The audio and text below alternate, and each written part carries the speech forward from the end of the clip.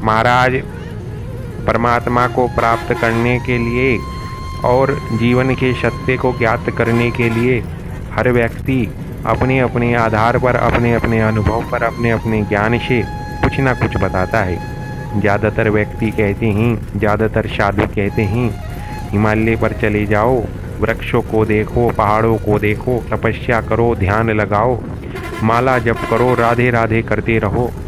परंतु मेरा जो अनुभव है, मेरा जो ज्ञान है, उसके आधार पर जो मुझे सबसे सरल तरीका लगता है महाराज अपने आप से जुड़ने का, परमात्मा से जुड़ने का,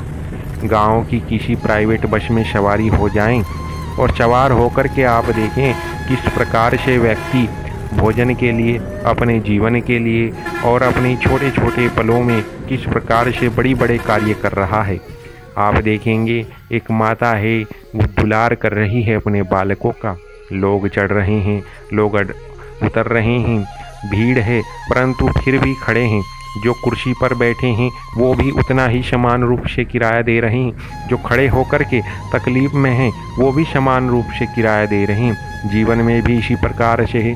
कोई बड़े आराम से है, बड़ा भाग्य साथ दे रहा है, बड़ा धन धान्य हो गया है, और कोई बड़ा तकलीफ में है। जीवन को सेम जो है समान रूप से दोनों ही जी रहे हैं, दोनों ही हर प्रकार का जो है जो खर्चा है जीवन जीने के लिए, भोजन का है, चिकित्सा का है, वस्त्रों का है, रहन सहन का है, मकान का है, झोपड़ी का है, सगे संबंधियों के रिश्ते नातों का है, सभी उठा रहे हैं। परंतु एक व्यक्ति जिसके पास जो है भाग्य है और सीट पर बैठा है, बस में सीट पर बैठा है, वो आराम से उस ही दे को दे करके अपना जो है यात्रा पूरी कर रहा है। और एक व्यक्ति जो बड़ा कमज़ोर है, सर पर बोझा है और खड़ा है, आप ऐसे दृश्य देखेंगे महाराज, बुजुर्ग व्यक्ति है और सर पर बोझा लेकर के यात्रा कर रहा है। आप देखेंगे मार्ग पर, आप देखेंगे बस के अंदर,